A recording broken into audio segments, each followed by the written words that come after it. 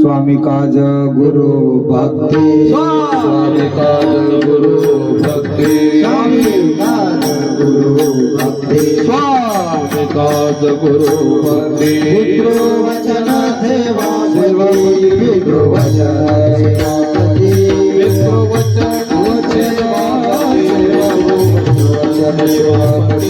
पितृ वचन सेवा सेवापति, पितृ वचन सेवापति। हित विष्णु महापूजा, हित विष्णु महापूजा, हित महापूजा, हित विष्णु महापूजा। भवनाय दुदानो भवनाय दुदानो भवनाय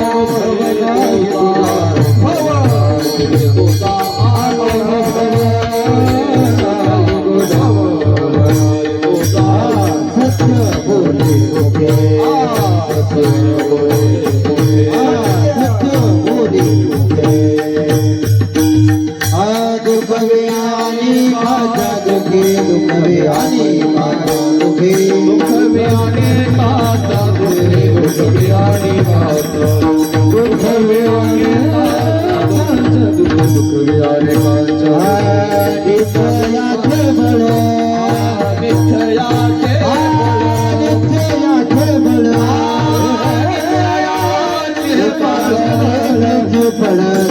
म्हणे त्याची फळ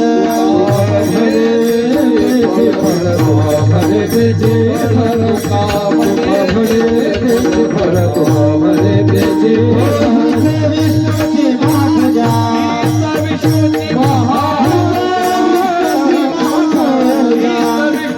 महापूजा भवन हे तुझा भवन हे तुझा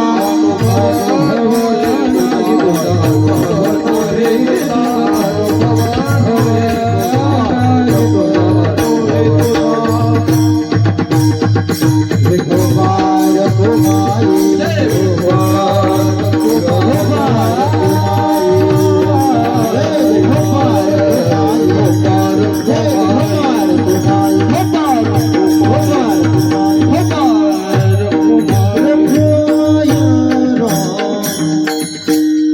माऊली महाराज खोने जवान महाराज शेलो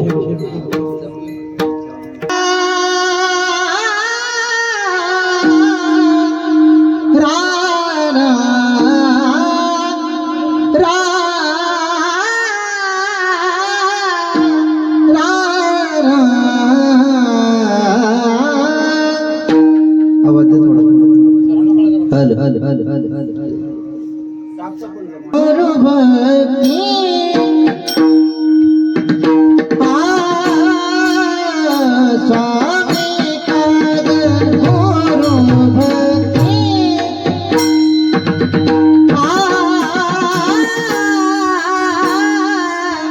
स्वामी काग गुरु भक्ती स्वामी काग गुरु भक्ती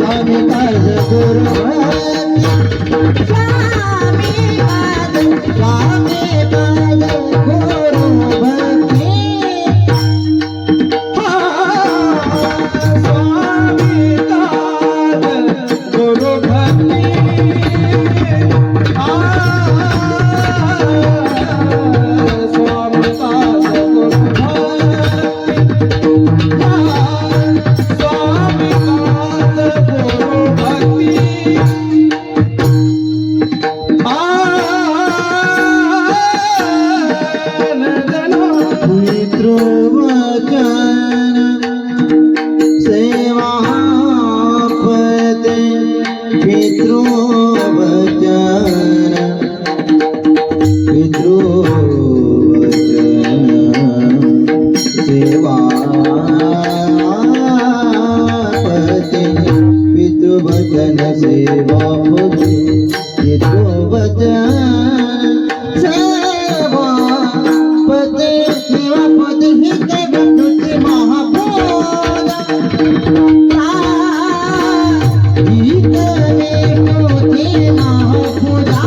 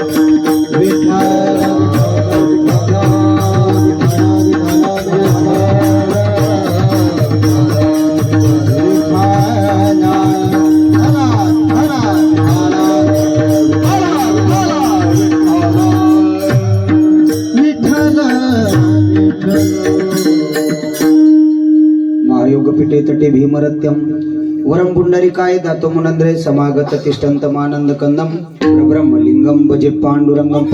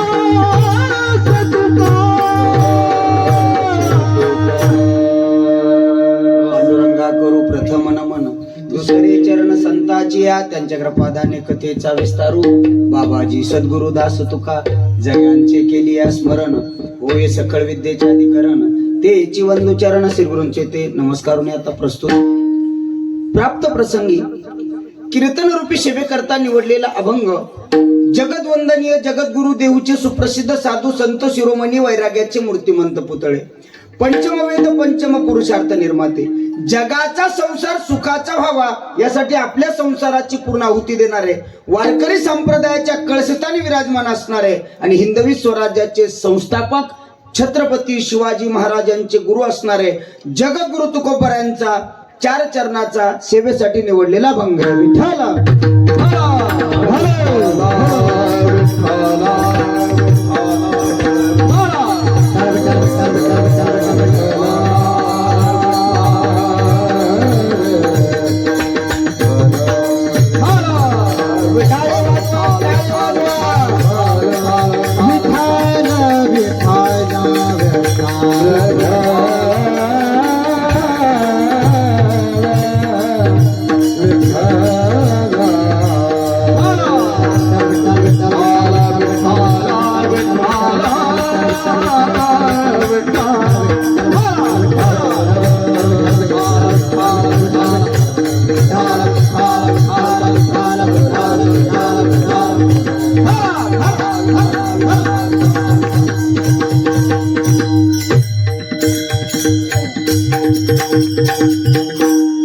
चिंतनाला सुरुवात करण्यापूर्वी अल्पशा बुद्धीने अल्पशा परिहार द्यायचा तो असा साधू संतांच्या पदस्पर्शाने पावन आणि पुनीत झालेल्या श्री क्षेत्र मांडे वडगाव बरोबर आहे या ठिकाणी चालू असलेला भव्य दिव्य अखंड हरिनाम सप्ताह वर्ष 49व पुढच्या वर्षी आपण 50 वर्ष पूर्ण करणार आहोत एकदा जोरदार टाळ्या झाल्या पाहिजे ह्या 49व्या वर्षातली 3ऱ्या दिवसाची कीर्तन सेवा 3रा दिवस आहे ना बरोबर आहे का मग काय असं काऊन करायला हो म्हणा ना मग 3राच आहे ना 3ऱ्या दिवसाची कीर्तन सेवा पांडुरंग परमात्म्याच्या कृपेनं समस्त गावकऱ्यांच्या वतीनं आमचे परमस्नेही परमादरणीय मृदंग सम्राट नवनाथ महाराज भंडारे यांचा मला फोन आला महाराज मांडे वडगावला सप्ताह चालू होणार आहे कीर्तनाला येता का म्हणलं नाही येऊन का ऊस तोडीला धाडता का कीर्तन करणं आमचं काम आहे त्या न्यायाने मिळालेली शिवाय पांडुरंग परमात्मा जसजशी सद्बुद्धी देतील त्या पद्धतीनं मिळालेल्या वेळामध्ये चिंतन मांडण्याचा प्रयत्न करू विठ्ठला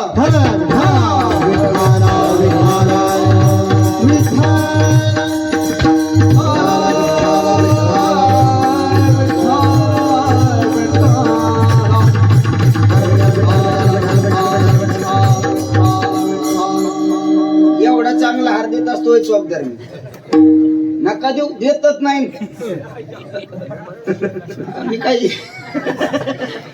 मी काही इथं ठुणार नाही मी घरी नेणार आहे आणि घरी नेलो गेटवर पशी गेलो गळ्यात घालणारे मग बायकोला म्हणणारे दारू गडबय आता दारू मी काही घरी नेणार नाही माझा एक नियम आहे मी तयार केलेला आहे माझं असं मत आहे देवाच्या गळ्यात जरी हार घातला तर निर्माल्य म्हणून विसर्जित करणारे आपण माणसं माझ्यासारख्या सामान्य कीर्तनकाराच्या गळ्यातला हार विनेकराच्या गळ्यात घालतात मला मान्य नाही बाकी कुठल्याही परंपरेला आपला विरोध नाही विठाला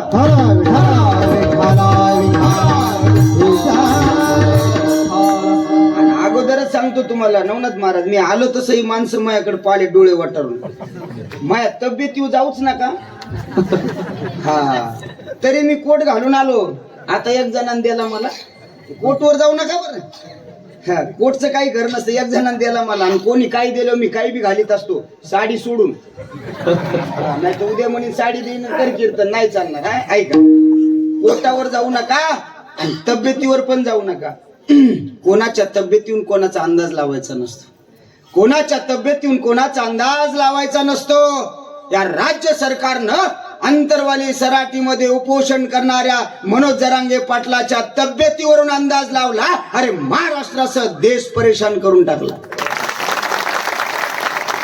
काय तब्येती बरं हे वट्ट्यावरले उतरा खाली उतरा खेळे उतरा मामा तुम्ही मागे तोंड करू नका चष्मेवाले मला दिसायले तुम्ही हा ए पोरं ए उतरा खाली हला खाली अंगा उडे हाणतान माणसाच्या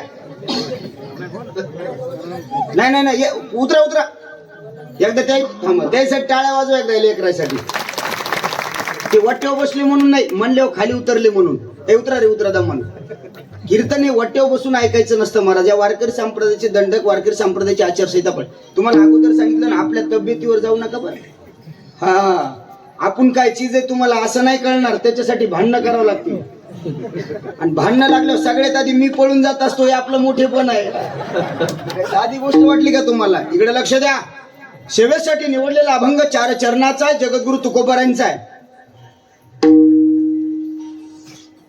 या अभंगामध्ये जगद्गुरु तुकोबारा आपल्याला खरा परमार्थ शिकवतात तुकोबारा म्हणतात अरे परमार्थ परमार्थ परमार्थ म्हणजे काय ऐका स्वामीची निष्ठेनं सेवा करणं गुरुची भक्ती करणं आई वडिलांचं वचन मानणं आणि पतीची मनोभावे सेवा करणं हाच परमार्थ आहे हेच विष्णूची महापूजा अनुभव नाही तुझा खरं बोला सत्य बोल मुखे दुःखवी अनेकाच्या दुःखे हाही परमार्थ आहे आणि एखाद्या गोष्टीचा निश्चय केला निश्चयाचे बळ तुका म्हणे त्याची फळ हीच विष्णूची महापूजा अनुभव नाही तुझा असा सेवेसाठी निवडलेल्या 4ही चरणाचा सरळ सोपा स्पष्ट भावार्थ सांगितला आता माझ्या पद्धतीने बोलायला मी मोकळा आहे विठाला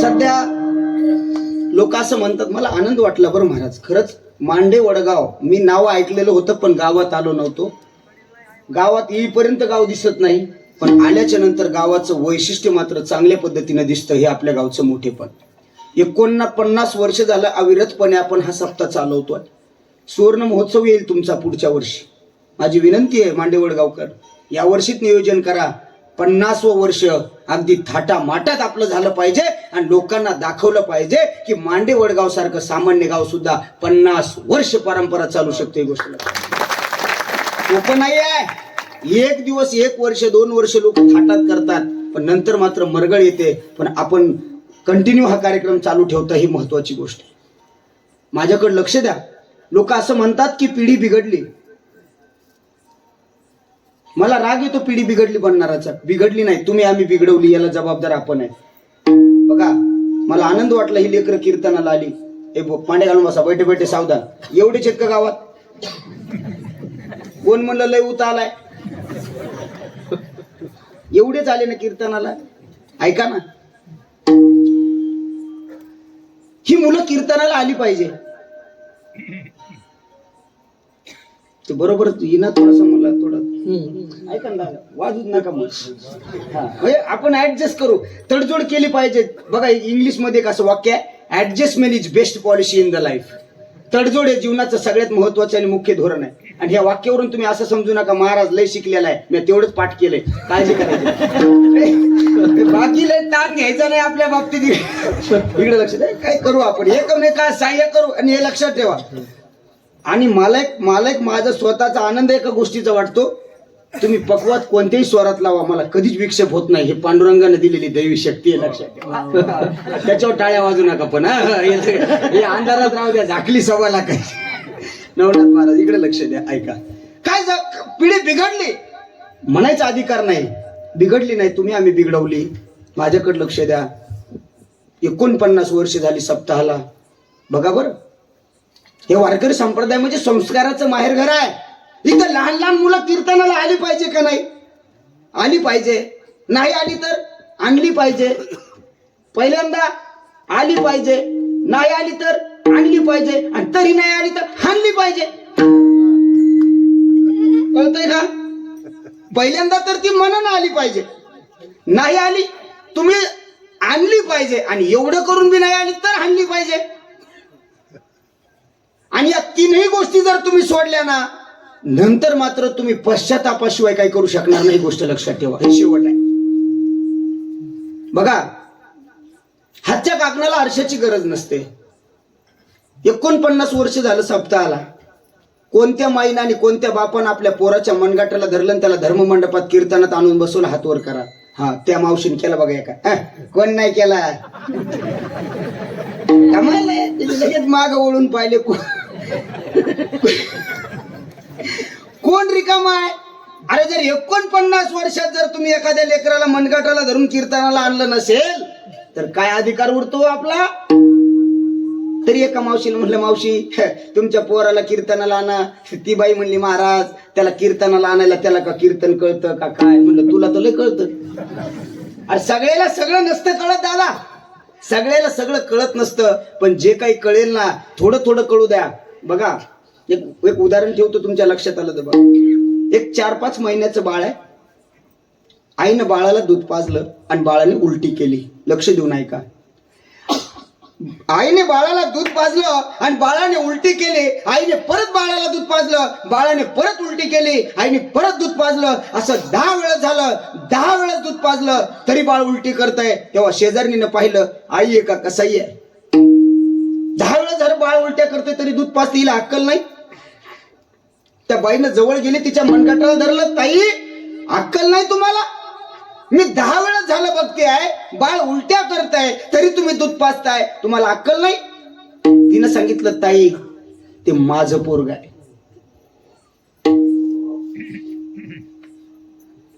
लय कुत्रे भुकायलेत बरं महाराष्ट्रात, पण आपण लक्ष द्यायचं नाही. इथं तरी घुरकायले, लय भुकायलेत, आणि काही कुत्रे तर चष्मा घालून भुकायलेत. आपण लक्ष द्यायचं नाही, आपण आपलं काम चालू द्यायचं. जुने लोक म्हणतात, हाती चले बाजार, कुत्ते भुके हजार. अजून कमीच आहेत. जेव्हा 1000 होतील तेव्हा दगड मारू, तेव्हा गप बसायचं. ऐका बाई, ते माझं लेकरू आहे.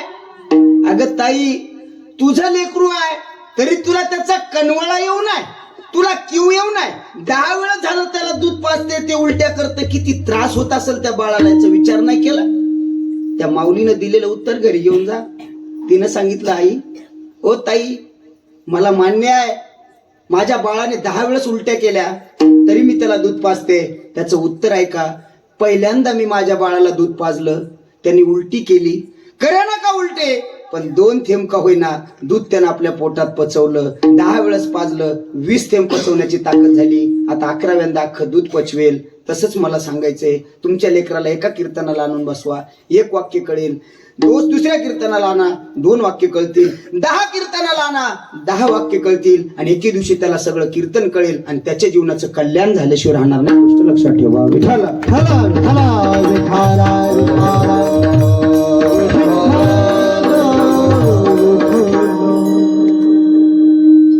मग अभंग सेवेसाठी निवडलेला जगद्गुरु तुकोबारायांचा आहे. 49 वर्ष झाला आपण ही परंपरा जपवताय. सोपी गोष्ट नाही बरं. याला लय मोठा अट्टहास लागतो, फार मोठा निश्चय लागतो, तेव्हा ही गोष्ट होत असते, उगच होत नाही. मी एक उदाहरण ठेवतो आणि अभंगात प्रवेश करू आपण. एक शिकारी होता दादा, पारधी शिकारी. जंगलात जायचा आणि शिकार करायचा. माझ्याकडे लक्ष द्या, काळजी करू नका. आल्या आल्या कार्यकर्त्यांनी सांगितलं, महाराज लय कीर्तनाची लांबी करत जाऊ नका. लोक कीर्तन लांबलं की जागरात घुसत, आणि जागर लांबला की काकड्यात घुसतो, काकडा लांबला की पारायणात घुसत, आणि पारायण लांबलं की पोह्यात घुसत. पारायणाचे बी 3 प्रकार आहेत ना. तुम्हाला वाटलं का माणसाचे? पारायणाचे 3 प्रकार आहेत. कोणते? ओठ पारायण, बोट पारायण, पोट पारायण. आमची एक जणाला म्हणलं काऊन बसला पारायणाला, ते म्हणलं पारायणाला बसलं पोहे भेटते. म्हणलं वगडी पोट पारायण. 3 प्रकारचं पारायण. म्हणजे आपलं जर उशीर झाला तर ते पारायण पोह्यात इतक्यापर्यंत जायचं नाही. कार्यकर्त्याने सांगितलं, महाराज 12च्या पुढे 1 मिनिट जायचं नाही. मी म्हटलं काळजी करू नका, 12च्या पुढे 1 मिनिट जाणार नाही. आणि एखादा मिनिट झालाच, कोणी बी उठायचं आणि उभा राहायचं, कोणी बी उठून उभा राहायचं, आणि मला फक्त एवढं म्हणायचं, महाराज आता जाऊ द्या ना घरी. मग माझ्या लक्षात येईल आता वाजले की 12. मग आपण जे विठ्ठल करायला मोकळे. विठ्ठला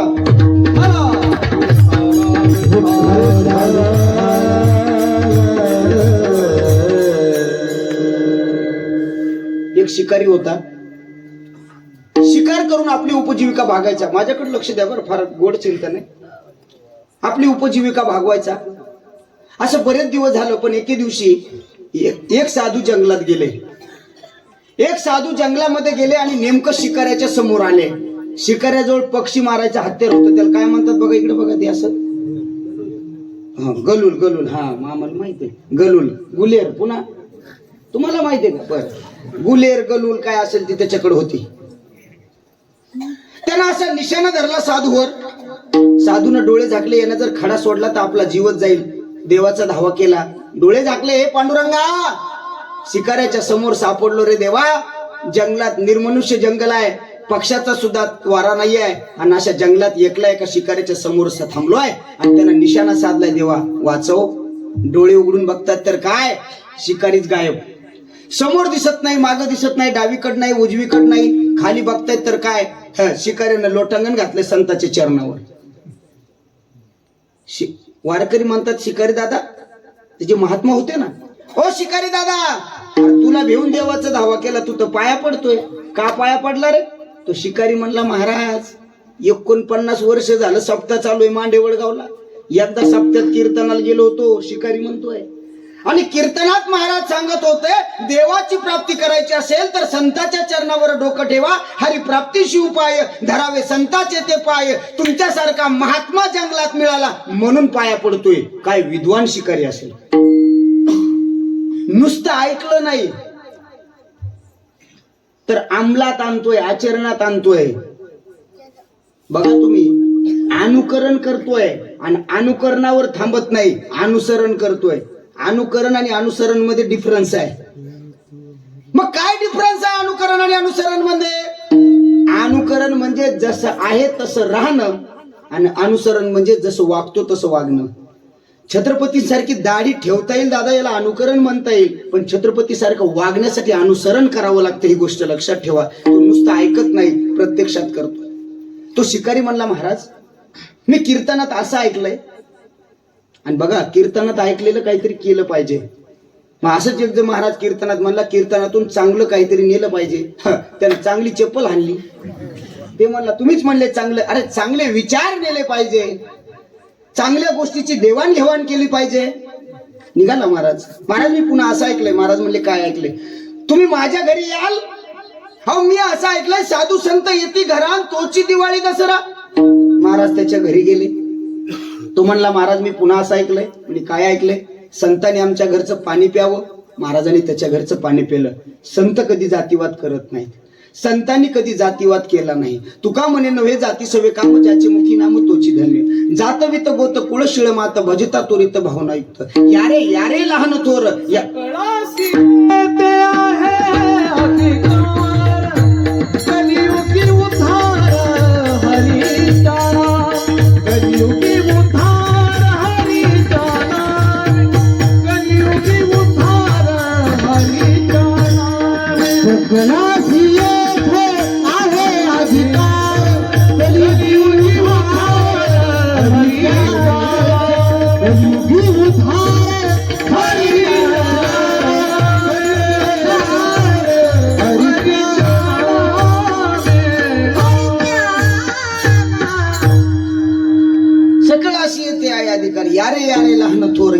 भलती नारी नर अनेक जणांना सांगितलं महाराज.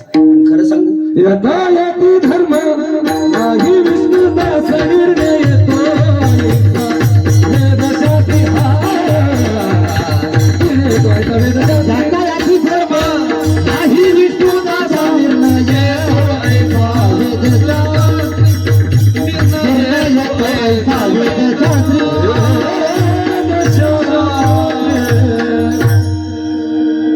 काहीच नाही. यातायाती धर्म नाही विष्णुदासा नाही महाराज. पण सध्या महाराष्ट्रातलं वातावरण फारच खतरनाक झालं बरं. जातीवाद कधी नव्हे तो इतका बोकळून आलाय. एवढा जातीवाद झालाय ना. अहो 18 पगड जातीमध्ये संतांनी जन्म घेतला का सगळ्या लोकांनी एकत्र व्हावं म्हणून. माणसं लय हुशार ते संत जातीत वाटून घेतले काय शोकांनी काय. अजून बोलतो जात पाहून महाराज घेण्याची वृत्ती लोकांची झाली. याच्यापेक्षा मोठी शोकांतिका कोणती आहे. वारकरी संप्रदायात जातीवाद यावा. वारकरी संप्रदायात मला एक स्वाभिमान वाटतो बरं. राग येऊ देऊ नका. मी स्पष्ट वक्ता माणूस आहे.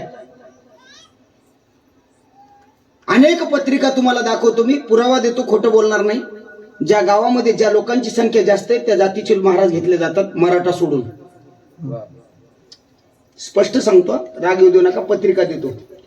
ज्या गावात वंजारी समाज जास्त आहे तिथं वंजाऱ्याचे महाराज, तिथं धनगर समाज जास्त आहे तिथं धनगराचे महाराज, तिथं माळी समाज जास्त आहे तिथं माळ्याचे महाराज, आणि जिथं मराठा समाज आहे तिथं सगळ्याचे महाराज. हे आपण नाही केलं जातो आणि करायचंही नाही आहे.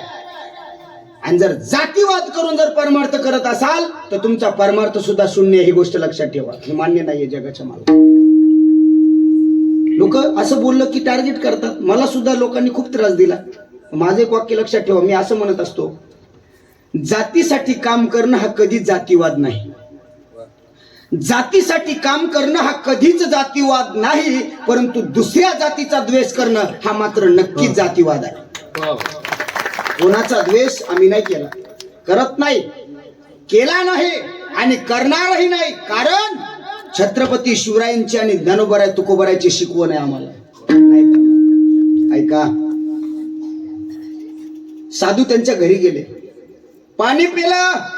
महाराज मी पुन्हा असं ऐकलंय काय माझ्या घरचं जर तुम्ही जेवण केलं ना तर माझा उद्धार होईल. महाराज म्हणले जेवतो. पुढचं वाक्य बोलला शिकारीन फसला हो दादा. काय म्हणला महाराज इच्छा भोजन जर तुम्हाला मी दिलं तर माझ्या कुळाचा उद्धार होईल. सांगा तुमची काय इच्छा आहे. आता ते का वारकरी होता का, तो काय दुसरा कोणी होता का, तो शिकारी होता. म्हणला महाराज सांगा सांगा सांगा महाराज तुम्हाला कोणत्या पक्षाचं आवडतं. पक्षाचं म्हणजे राजकारणातल्या नाही. हे उडणाऱ्या पाखराच्या पक्षाच्या. महाराज सांगा तुम्हाला कोणत्या पक्षाचं आवडतं. त्याची कृती वाईट आहे पण हेतू शुद्ध आहे. महाराज म्हणले नक्की देशील. सांगून तर पहा महाराज. महाराज म्हणले मग ऐक. सावळ्या वर्णाचा पितांबर नेसलेला चतुर्भुज असलेला आणि डोक्यावर सुवर्ण मुकुट धारण केलेला असा पक्षी आण. मला त्याचं मांस खायचंय. कोणाचं वर्णन आहे. देवाचं वर्णन आहे. तो शिकारी डोकं खाजवा लागला. आयुष्य गेला म्हणलं बाबा जंगलात मला कधी हा पक्षी दिसला नाही. आणि ज्या अर्थी महात्मा सांगतोय त्या अर्थी असला पाहिजे. संतांच्या वचनावर विश्वास आहे. जंगलात गेला. पूर्व पश्चिम उत्तर दक्षिण चारही दिशेला फिरला. त्यानं असा निश्चय केला ना मान्य वडगावकर, असा निश्चय केला अरे जोपर्यंत तो पक्षी आणून खाऊ घालत नाही ना तोपर्यंत पाण्याचा थेंब किंवा अन्नाचा कणही सेवन करणार नाही. एक दिवस झालं, दुसरा दिवस झाला, दुपार झाले, पक्षी काही सापडला नाही. थकला, भागला, झाडाच्या बुडाला टेकन देऊन बसला आणि झोपला. आणि झोपीचं काही नाही बरं महाराज. झोप कुठे बी लागते. अण्णा कीर्तनात झोपले. येरी म्हणायला उगाच मागे नका बघ जाऊ, इकडे लक्ष दे. हा झोपला आणि झोपल्याबरोबर स्वप्न पडलं त्याला. आणि त्याच्या स्वप्नामध्ये सावळ्या रंगाचा, माझ्याकडे लक्ष द्या, पितांबर नेसलेला, चतुर्भुज असलेला, सुवर्ण मुकुट धारण केलेला असा पक्षी त्याच्या स्वप्नात आला. माझा प्रश्न आहे तुम्हाला, त्याच्या स्वप्नात तो पक्षी का आला? काल रात्रीचे 10 वाजले. बरं झालं आता 11 वाजता पुन्हा एकदा आवाज वाढवा म्हणजे आपण थांबू.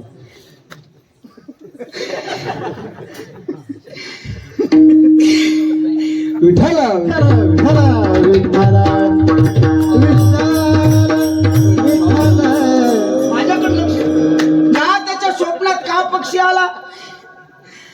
का आला हो पक्षी स्वप्नात?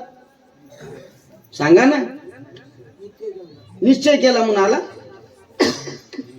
जागता आजो आशिजे मनी भावना भाविजे लागत घेऊ देखीजे त्याचे स्वप्न.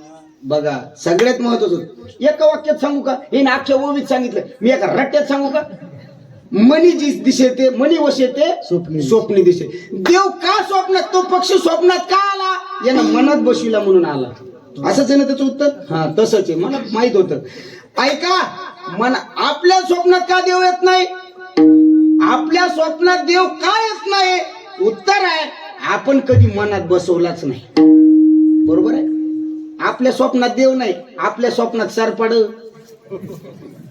काय येत आपल्या स्वप्नात? देव नाही येत. देव ध्यानी ध्याता पंढरी राया मनासहित कालटे पाया. ही वृत्ती तयार होत असते ध्यानामध्ये. अगोदर जगाच्या मालकाचं स्मरण करावं. त्यानं त्या पक्षी मनात बसवला. मनात बसल्याचा परिणाम स्वप्नात आला आणि त्याने त्या पक्षाला हात लावणार. खांद्यावर बसला तो पक्षी, हात लावणार. म्हणतात ना स्वप्नीचे चैले नाही राहिला महाराज पक्षी, पण जागा झाला, खरबडून उठला. ज्या अर्थी महात्मा म्हणत होते आणि ज्या अर्थी माझ्या स्वप्नात आला त्या अर्थी तो पक्षी असलाच पाहिजे. अजून निश्चय दृढ झाला. पुन्हा एक दिवस फिरला, नाही मिळाला पक्षी. सरण रचलं शिकाऱ्यानं. अरे घरी महात्मा उपाशी ठेवलाय. कशाला म्हणलो इच्छा भोजन देतो? महात्म्याने अशी इच्छा व्यक्त केली मला सापडत नाही. आणि महात्मा घरी उपाशी आहे, मला जगण्याचा अधिकार नाही. त्या शिकाऱ्यानं सरण रचलं दादा, हातानं पेटवलं आणि त्या महात्म्याचे मनोमन त्या ठिकाणी महाराज माफी मागितली. होय महात्माजी, मला क्षमा करा, मी तुम्हाला खाऊ घालू शकलो नाही. माझी एक इच्छा आहे शेवटची, की तुम्ही इथून पुढं कोणाकडूनही अशी अपेक्षा करू नका. माझ्यासारख्या शिकाऱ्याकडून तुमची इच्छा पूर्ण झाली नाही, मला माफ करा आणि मी आता माझा देह संपवतोय. अग्नीत उडी मारणार तेवढ्यात आकाश मार्गाने तो पक्षी आला. कोणता? सावळ्या वर्णाचा, पितांबर नेसलेला, चतुर्भुज असलेला, सुवर्ण मुकुट धारण केलेला पक्षी आला आणि त्याच्या खांद्यावर बसला. त्यानं आधी निहाळून पाहिलं, सावळा आहे का? आहे. पितांबर नेसलेला आहे का? आहे. सुवर्ण मुकुट तोही आहे, चतुर्भुज तोही आहे. अरे म्हणला तुला सापडत होतो, जमिनीवर टाकला, पाय बांधले, खांद्यावर घेतला, झाडाला नेऊन बांधला, झोपडीकडे पळत गेला आणि म्हणला महाराज उशीर झाला म्हणून विचारतो. महात्माजी उशीर झाला म्हणून विचारतो, चितात शिजू का कापून शिजू? महाराज म्हणले तो काय आणलंय? अहो तेच तुम्ही म्हणले तो सावळ्या वर्णाचा पिता. महाराज बाहेर येऊन धावत येऊन बघतायत तर काय? ऐका ना दादा, एका शिकाऱ्यानं जगाच्या मालकाला झाडाला आणून बांधलं. महात्माजी धावत आले, जगाच्या मालकाला बंधनातून मुक्त केलं आणि महात्माजी देवाला भांडू लागले, हे देवा, अरे ध्यानियाच्या सुद्धा ध्यानात येत नाही रे तू. गाताना तुळसी योगीच्या ध्यानी गाताना तुळसी ध्यानी गाताना तुळसी योगीच्या ध्यानी गाताना तुळसी योगीच्या ध्यानी गाताना तुळसी योगीच्या ध्यानी गाताना तुळसी ध्यानी गाताना तुळसी योगीच्या ध्यानी गाताना तुळसी. तुळा मासी मागे पुढे मागे पुढे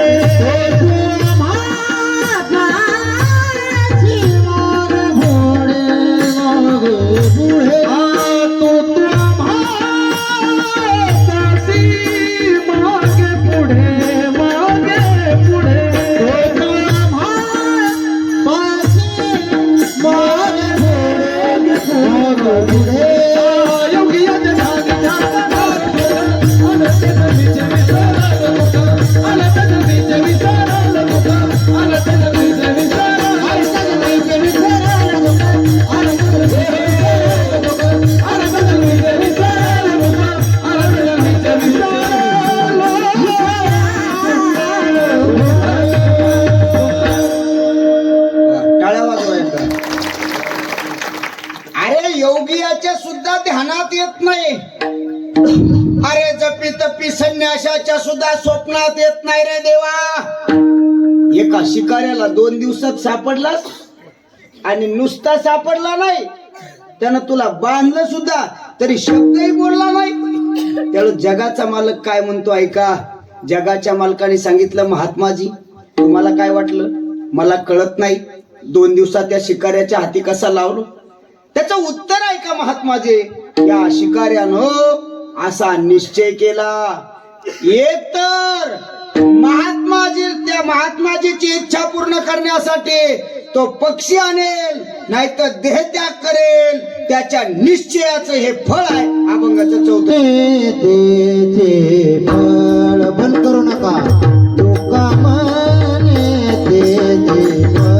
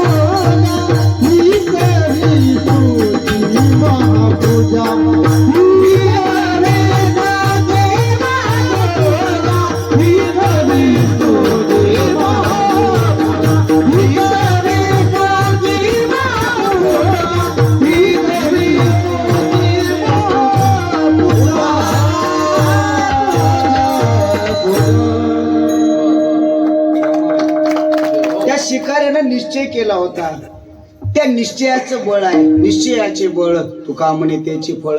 तसं तुम्ही जो निश्चय केला, 49 वर्ष झालं तुम्ही परंपरा चालवताय, ती नक्कीच तुमची महाराज इच्छा. माझं तर असं मत आहे, 100 वर्ष शतकोत्तर महोत्सव तुमचा व्हावा, 100वा वर्ष सप्ताहाचं व्हावं, आणि 100व्या वर्षी तुम्ही मला सप्ताहाला बोलवा, मी फुकट कीर्तन करीन.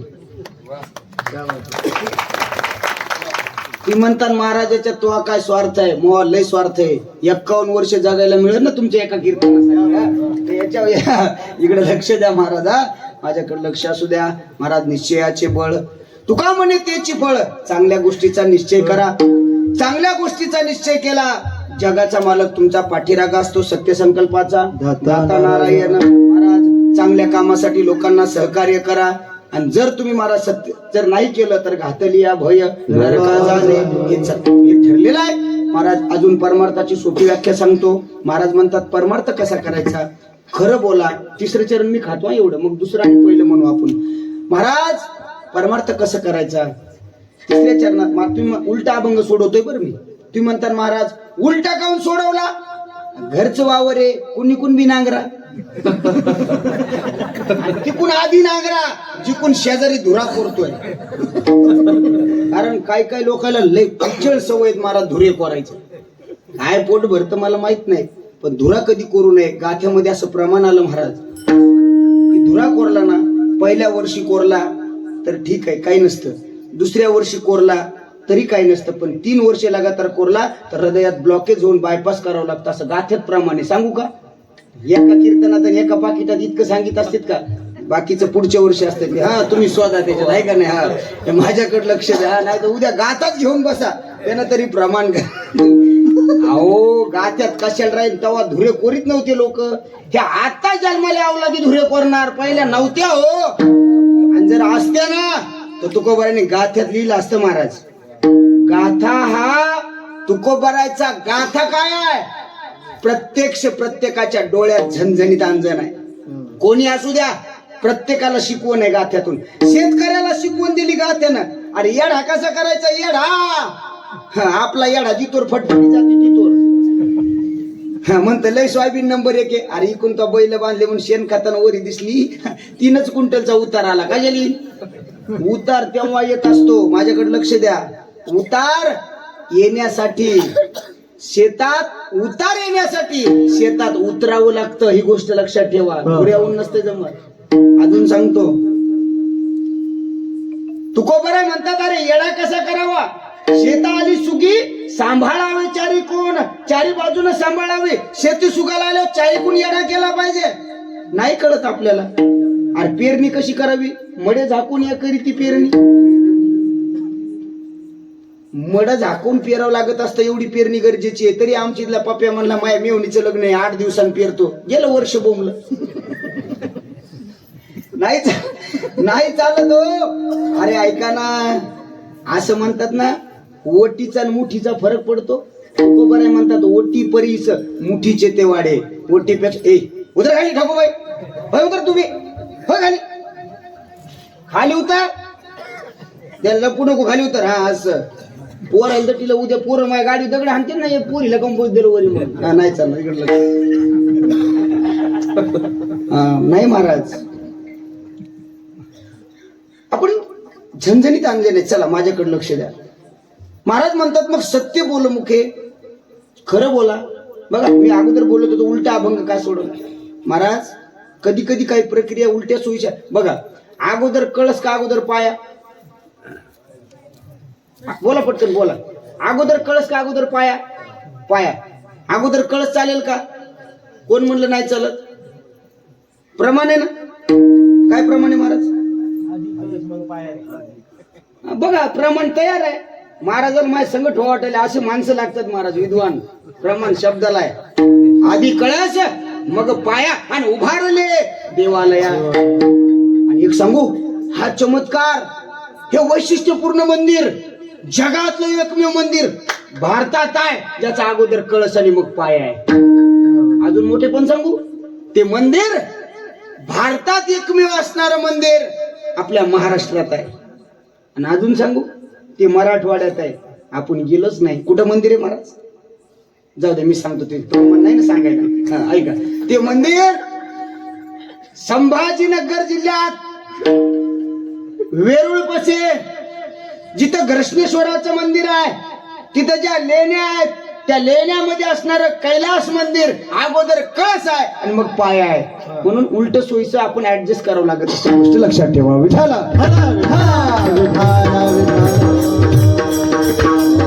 महाराज म्हणतात तिसऱ्या चरणात सत्य बोल मुखे, दुखवी अनेकाच्या दुःखे. दादा खरं बोलणं हा परमार्थ आहे. ऐका बरं, काय ऐकताय तुम्ही? खरं बोलणं हा परमार्थ आहे. ती म्हणतात महाराज असं मोघम चालणार नाही. पुरावा द्या. प्रमाण आहे त्याला, प्रमाण. काय प्रमाण महाराज? बरं मी सांगतो, जाऊ द्या. सगळंच पाठ तुम्हाला असलं. हा वाजवा टाळ्या आणण्यासाठी एकदा. महाराज बोला, काय म्हणले? ते तर मी आज सांगितलं ना. प्रमाण सांगा, प्रमाण. ऐका मी सांगतो, प्रमाण सांगतो तुम्हाला. खरं बोलणं हा परमार्थ आहे. प्रमाण आहे. सांगू राहू द्या. बरं सांगतो, ऐका. तुम्ही पाठ करता ना, दुसरीकडे सांगता ना. नाही ऐका, प्रमाण सांगतो, ऐका. प्रमाण आहे सत्य बोले तरी आणि फुकासाठी जोडे हरी. आलं? आलं म्हणजे येतंय चल. प्रमाण आहे. खरं बोलणं हा परमार्थ आहे. खरं बोला, परिस्थिती काय बी असू द्या, खरं बोला. पण कधी कधी खोट बोलावं लागतं. दुसऱ्या महाराजांना दुसऱ्या गाववाल्याला लय पाकिट दिलं, ह्या गाववाल्याला खोट बोलावं लागतं. लय जण म्हणतात माझी सासू मेली, एक जणांचा 3दा मारली. म्हणलं इतक्यांदा कस काय मेली? म्हणला मग 2 लग्न झालेले. अरे म्हणलं मग 6-6-3 कस काय? ते म्हणला माया एका सासऱ्याची बी 2 झालीत. म्हणलं वारे वा. असं नाही जमणार, असं नाही. कधी कधी ऐका, वेळ प्रसंगी खोट बोलावं लागतं. आता ऐका,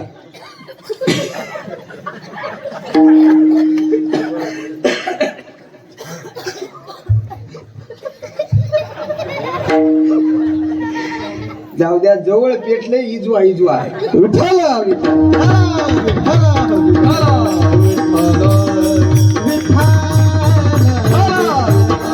ऐका ऐका ऐका ऐका, माझ्याकडे लक्ष. कधी कधी खोटं बोलावं लागतं. एक कसाई गायच्या माग लागला, गावरान गाय सैरा वैरा पळते आहे आणि कसाई गायच्या माग लागला. दादा, दोष कोणाचा आहे हो, गायीचा का कसायाचा? बोला पटकन, कोणाचा? गाय. वा वा वा वा, चोपदारासाठी टाळ्या वाजव एकदा. पहिल्यांदा चोपदार कामाचं बोलले माझ्या कीर्तनात. नाही तर एक कीर्तन चोपदार कीर्तनात मला म्हणला महाराज महाराज. म्हणलं काय? मला गोळ द्या ना. म्हणलं ही सगळ्याच. हे चोपदार कामाचं बोलले. दोष कोणाचा आहे? बोला बोला, खरं आहे मालकाचा आहे. ना गायीचा दोष आहे ना कसायाचा दोष आहे. शोकांतिक आहे महाराज. ती गाय, गावरान गाय कसायाला विकणाऱ्या त्या शेतकऱ्याचा किंवा त्या मालकाचा दोष आहे. नाही कळाली आपल्याला गावरान गाय.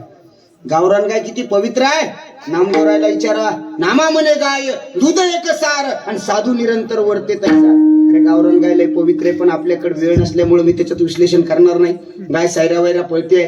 समोर एका साधूची झोपडी होती. माझ्याकडे लक्ष द्या. साधूनं पाहिलं गाय तिथून पळालेली आहे. कसंही आला महाराज, गाय पाहिली का? आता महाराजांनी गाय पाहिली, पण सांगावं तर गोहत्येचं पाप आहे आणि नाही सांगावं तर खोटं बोलावं लागतं. इथं खोटं बोललं तरी अजिबात चालत नाही. महाराज म्हणले खोटं बोलणं पाप आहे, मग खोटं बोलणार नाही. महात्माजी काय म्हणतात ऐका. त्या साधूनं सांगितलं, हे कसं आहे दादा? काय म्हणला रे?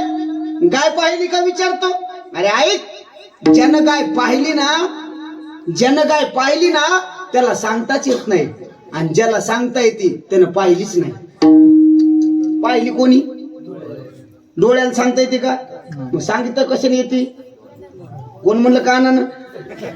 कमाल आहे. तोंडानं सांगता येते, तोंडाला पाहता येते का? नाही. कसं आहे, निघून गेला. युक्तिवाद चालवला पण खोटं नाही बोलले. महाराज लक्षात ठेवा, दुखवी अनेकाच्या दुःख. परमार्थाची परिभाषा सांगू. एखाद्याला जर दुःख झालं आणि तुमच्या मनात जर त्याच्याबद्दल जर तुमच्या अंतःकरणामध्ये जर वेदना होत असतील ना, तर असं समजावं तुम्ही परमार्थिक आहेत. पण आपलं उलट आहे. शेजाऱ्याने दुसरा मजला चालू केला, गेला बीपीची गोळी चालू होती. पुढीला घात इच्छितात, पुढीला घात इच्छितात, पुढीला घात इच्छितात, पुढीला घात इच्छितात. हो देणे नाही केले आपण सहित पुढीला घात इच्छितात, देणे नाही केले आपण सहित पुढीला घात इच्छितात, पुढीला घात इच्छितात, पुढीला घात इच्छितात,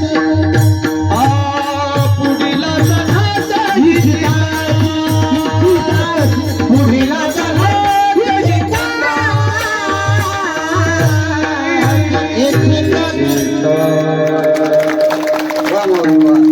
जेने नाही केले आपुले सोहित, पुढीलाचा घात इच्छितात, ती दुसऱ्याचं घात इच्छितात. महाराज लोक बघा तुम्ही, आमच्याकडे एकदा वाटोळ सुटली होती. तुमच्याकडे काय म्हणते त्याला? वाटोळ का काय? वाटोळ मग सारखंच आहे ना.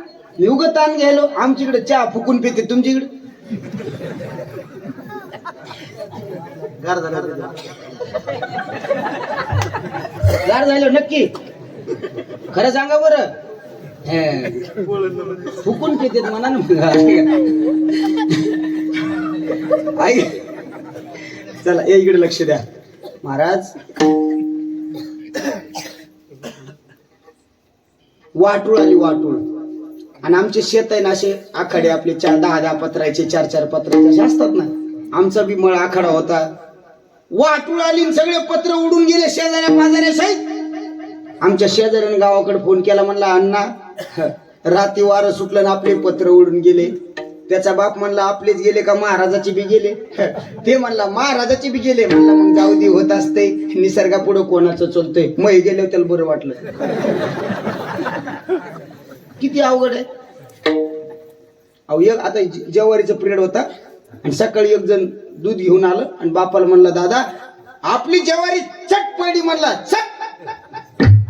ते म्हणला आपलीच पडली का नाही. म्हणला वाटाणं कोणाचीच उभी नाही. ते म्हणला मग होतच असते. चल म्हणजे बघा इतकी लोक पितर आहेत. मी एकदा संभाजीनगरला, माझ्याकडे लक्ष द्या, संभाजीनगरला आमच्यातल्या एका माणसाला भेटायला गेलो. त्याला अटॅक आला होता. त्याला भेटायला गेलो संभाजीनगरला. म्हणजे मी त्याला भेटायला नव्हतो गेलो मुद्दाम. माझं तिकडे कीर्तन होतं. माझा नियम आहे मी सासरवाडीला सुद्धा असं जात नाही. कीर्तन घेतलं तर जातो. म्हणून सासरा बळच लोकांना भांडून मग कीर्तन घेतोय. जावं आला पाहिजे मला. मी कीर्तन तिथं गेलो. पेशंटला भेटायला गेल्यावर पोरो बैठे बैठे सावधान. मला सांगा पोरायला पाहुणे भेटायला आल्यावर दुखण्याच्या माणसाला भेटायला आल्यावर काय आणतात रे खायला? सांग पटकन बोल नाही.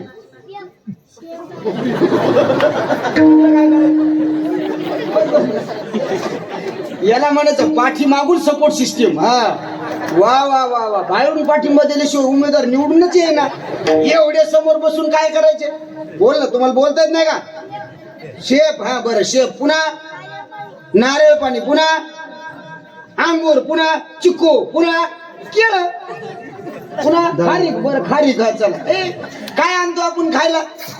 ऐका सफरचंद आणतात खायला. थोडं ऐकाच आता 2 मिनिटं सांगतो. काय झालं लोकनाथ महाराज, मागच्या वर्षी मार्च महिन्यात माझा अपघात झाला गाडीचा. माझा झाला, मला काही लागलं नाही. तसा मिलनी बरे 3 गाड्या मोडल्या पण आपलं काय नाही मोडलं. महाराज हे काहीच नाही बरं का. हे आमच्या सोबत महाराजाला माहित आहे. आता ही बातमी पाहुणेला कळाली आणि आमचे पाहुणे मला भेटायला आले सफरचंद घेऊन. 70 किलो सफरचंद झाले माझ्याकडे. मी 70 बाईला 800 रुपयात गुत्तीत दिले. अरे मी गाडी मोडली, माझं आर्थिक नुकसान झाले, मला सफरचंद देऊन काय उपयोग आहे? अरे तुम्हाला जर मदतच करायची होती तर येणाऱ्या पाहुण्यांनी जर मला 1000 रुपये जरी दिले असते तर 70,000 जमा झाले असते. लक्षात हे असं नाही करणार. त्या सफरचंदचा उपयोग काय बर? लेकरं खातेत आणि चेंडू म्हणून खेळतात. अहो तुम्हाला खोटं सांगत नाही, बाया मुकाट्या खात्यात. मुकाट्या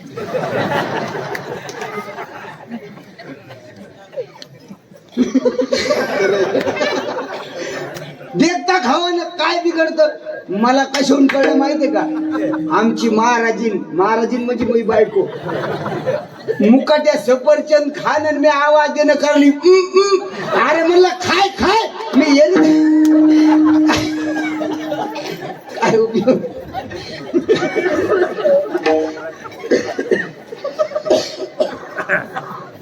विठाला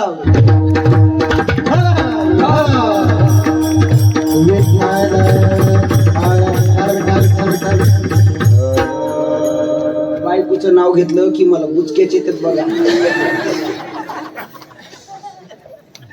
इकडे लक्ष द्या. अहो नाही उपयोग आहे का त्याचा? सफरचंद चिकूची गरज नाही. ऐका मांडेवडगावकर, मी सांगतो तुमच्या गावापासून या गोष्टीची सुरुवात करा. कदाचित माझं कीर्तन आणि तुमचा सप्ताह सार्थकी झाला आपण समजू. ऐका इथून पुढे पेशंटला भेटायला जाताना चिक्कू अंगूर नेऊ नका, सफरचंद नेऊ नका. मग ज्या दवाखान्यात तुमचा नातेवाईक ऍडमिट आहे तिथं जा, त्याला भेटायला जा. तुमची जेवढी परिस्थिती आहे, जेवढी तुमची पात्रता आहे, खाली येऊन बोलू, जेवढी तुमची लायकी आहे तेवढे पैसे द्या. 1000, 500, 2000 जे असतील ते उघडे देऊ नका, पाकिटात भरा. कारण उघडे पैसे दिल्याच्या नंतर समोरच्याची नजर झुकत असते. म्हणून की काय गायक वादक महाराजाला सुद्धा लोक पाकिटात पैसे देतात, नजर झुकत असते. महाराज 1000 2000 5000 जमेल तेवढा निधी तुम्ही त्याला तिथं नेऊन द्या. 50 हजाराचा निधी त्या हॉस्पिटलमध्ये जमा होईल आणि त्या रुग्णाला त्या पेशंटला कळेल दादा की माझ्या आलेल्या पाहुण्यांनी मेडिकलचा पूर्ण खर्च भागवला, त्याचा अर्धा हजार तिथंच बरा झाल्याशिवाय राहणार नाही. गोष्ट लक्षात घ्या, ही काळाची गरज आहे. नको त्या गोष्टीला आपण मोठेपणा दिला. आरक्षण मागण्याची वेळ का आली माहित आहे? त्याचं कारणच आहे.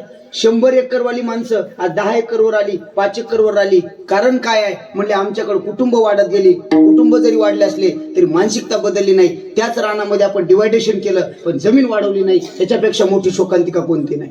माझ्याकडे लक्ष द्या. जुन्या परंपरा सोडून द्या. लग्न साधे करा. कोरोनाने दाखवलं ना आपल्याला, लग्न सुद्धा साधे होऊ शकतात. आणि 50 लोकांचे लग्न चांगले होतात. आणि जी वरमाय मानपानासाठी रुसत होती का? जी वरमाय मानपानासाठी रुसून बसत होती ती ढेकळा बसून लग्न लावताना म्या पाहिली हो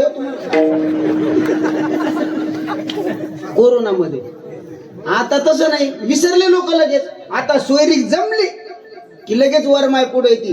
मह्या मांडवाच्या दारी 21 नाहणार आहेत. त्या का बुरेल्या होत्या का इतके दिवस? कायच्या नाहणार आहेत? काय उपयोग आहे या गोष्टीचा? लग्नात सगळ्यात बोगस आयटम कोणता असेल तर लग्नातला बसता सगळ्यात बोगस आयटम. लाखो रुपये खर्च होतात, कामा कोणाच्याच येत नाही. बघा त्याला बसत्याची साडी कोणी वापरतं का? ही चितीला, ती चितीला, ती चितीला आणि मग भागवताला. पिसं बी असे देतात भागवताला बाया. मला थैलीभर पिस आली एका कथेत, थैलीभर पिस काढू काढू मग बायको पिशी झाली. पण एक पीस कामा आला नाही. काय उपयोग आहे देऊन? अरे नाही हो, ऐका.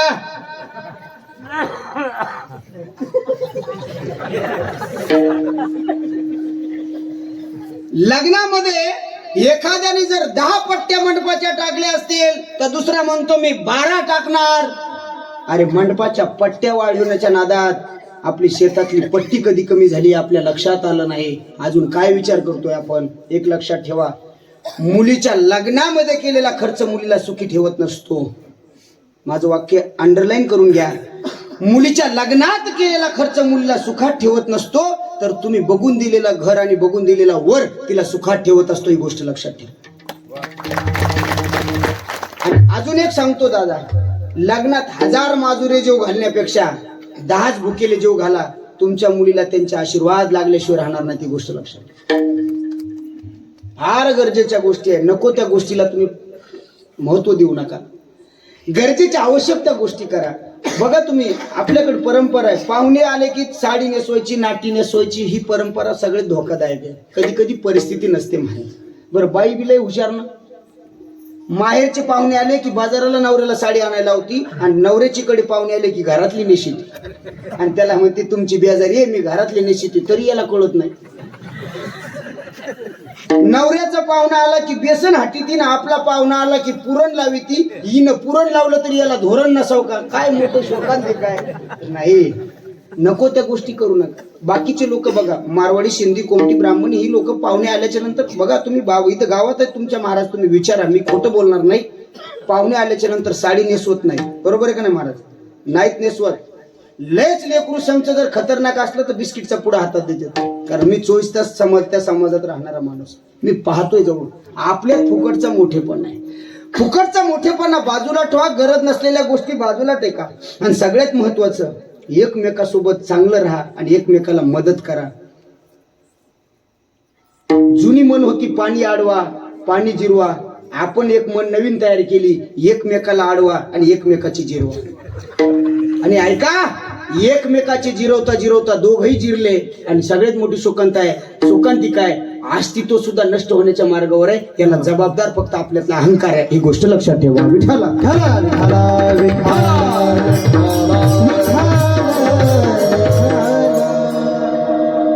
आता ओगाला आलं म्हणून बोलतो. एका गावामध्ये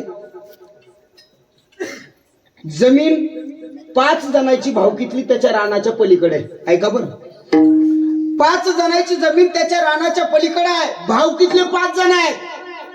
येणं रानातून जाऊच दिले नाही जाऊ दिले. तहसीलदाराला औषध घेऊन बसला. तो जाऊ दिले की मी औषध पेईन. प्रकरण सुप्रीम कोर्टापर्यंत गेलं.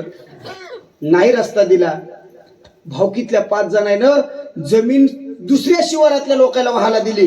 रस्ताच नाही तर करणार काय. पण योगायोग बघा, 14 ऑक्टोबरला आंतरवाली सराटी इथं मनोज जरांगे पाटलाच्या नेतृत्वाखाली मराठ्यांची विराट सभा झाली. त्या सभेला जे जाऊ देत नव्हतं का रानातून, ते गाडीत बसून आलं. सगळेजण जात होते. रस्त्यानं त्यानं बघितलं, अरे कोण कोणत्या गावची माणसं, ओळखीची न पाळखीची, रस्त्यात गाडी थांबवतायत, खायला काय देतायत, पाण्याच्या बॉटल काय देतायत, चहा काय पाजतायत. अरे ही माणसं फक्त आमच्या जातीची आहे आणि जातीसाठी जात आहेत म्हणून एवढा हट्टास करत असतील. पोराच्या डोक्यात थाड दिशी प्रकाश पडला आणि घरी आल्याबरोबर 5ही जणांना बोलवलं. दादा, आजपासून माझ्या रानातून तुम्हाला रस्ता आहे. हे मनोज जरांगे पाटलांनी केलेल्या एका सभेचं यश आहे. मला एवढं तुम्हाला हे फक्त टिकलं पाहिजे. मला का आवडलं नेतृत्व माहित आहे, सांगतो बरं, ऐका. जी पोरं नेत्याच्या ना आमदाराच्या गाडी माग लाचेरीने पळत होती ना, जी पोरं नेत्याच्या ने आमदाराच्या गाडी माग लाचारीने पळत होती, तीच पोरं आमदाराच्या गाडी माग जेव्हा दांडकी घेऊन पळायला लागली ना, तेव्हा मनोज जरांगे पाटलाचं नेतृत्व सिद्ध झालं. ही गोष्ट लक्षात ठेवा. कळालं की यार की बंदे में कुछ तो दम आहे. पोरांच्या डोक्यातलं राजकारण काढून टाकलं महाराज. लक्षात ठेवा. चला, माझं मत असं आहे, नको त्या गोष्टीला छेद द्या आणि गरजेच्या त्या गोष्टी स्वीकारा. ही काळाची गरज आहे. दुसऱ्याच्या दुःखामध्ये दुःख आपल्याला झालं पाहिजे. बघा, काही लोक इतराच्या घाती मानिती संतोष, दुसऱ्याच्या दुःखात दुःख मानत जा. हा परमार्थ आहे दादा. एक जणाला लॉटरी लागली महाराज, 1 लाख रुपयाची. केवढ्याची बोला पटकन, केवढ्याची लागली? एक वाढवायची बस झाली 1 लाख रुपये. 1 लाखाची लॉटरी लागली आणि शेजारीनं हलकीच घेऊन आला आणि हलकी लावून वाजवायला लागला. डांगची डांग डांगची, गावभर नाचायला लागला हलकी लावून. महाराज, लोक पोरांनी मला फोन केला, महाराज लवकर गावात या. म्हणलं काय झालं? आपल्या गावात महात्मा जन्माला आलाय. महात्मा. म्हणलं असा कसा जन्माला आला? म्हणला शेजाऱ्याला लॉटरी लागावी आणि शेजाऱ्याने आनंदोत्सव करावा. महात्मा नाही तर कोण आहे? मी पण गेलो महाराज आणि मी म्हणलं त्याला हार घालावा. मी त्याला हार घालू लागलो. ते म्हणला मला काऊन हार घालायला? अरे म्हणलं लॉटरी शेजाऱ्याला लागली आणि आनंद तुला झालाय म्हणून हार घालतो. ते म्हणला महाराज त्याला लॉटरी लागली म्हणून मी नाचत ना. म्हणलं मग? म्हणला त्याच्या लॉटरीचं तिकीट त्याच्या बायकोनं पॅन्टीत धुतलंय, त्याला रुपड्या भेटणार नाही म्हणून नाचलं. काय माणूस असं चालेल? त्याला उशिरा कळालं हो. ऐका, इकडे लक्ष द्या. असं नाही चालणार. आपण एकमेक बघा. एका शावकाराची गाडी खड्ड्यात फसली. 4 पोरं पळतच आले आणि ती गाडी बाहेर काढली. शावकाराला आनंद झाला.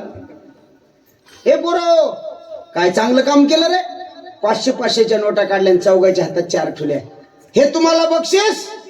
पोरं म्हणले धन्यवाद आणि पोरं निघाले. शावकार म्हणला वापस या. काय पोरो, परमनंट काहीतरी काम करा रे. आता पावसाळा संपलाय, आता हिवाळा चालू आहे. या खड्ड्यातलं पाणी 8-15 दिवसात आटेल आणि पाणी आटलं की लोकांच्या गाड्या फसणार नाही आणि लोकांच्या गाड्या फसल्या नाही की तुम्ही गाड्या काढणार नाही आणि गाड्या नाही काढल्या की तुम्हाला पैसा मिळणार नाही. ती पोरं म्हणले शावकार काळजी करू नका, या खड्ड्यातलं पाणी आटतच नाही आणि आटायला लागलं तरी आम्ही आटू देत नाही. टँकरनं टाकतो म्हणला पण आटू देत नाहीत. अरे माझ्याकडे लक्ष द्या. तुम्हाला कोणाच्या गाड्या फसलेल्या काढता नाही आल्या तरी चालतील पण कोणाच्या गाड्या फसू नका. झाला तुमचा परमार्थ. महाराज लक्षात ठेवा. हीच विष्णूची महाराज म्हणतात दुःखवी अनेकाच्या दुःखे. हाच खरा परमार्थ आहे.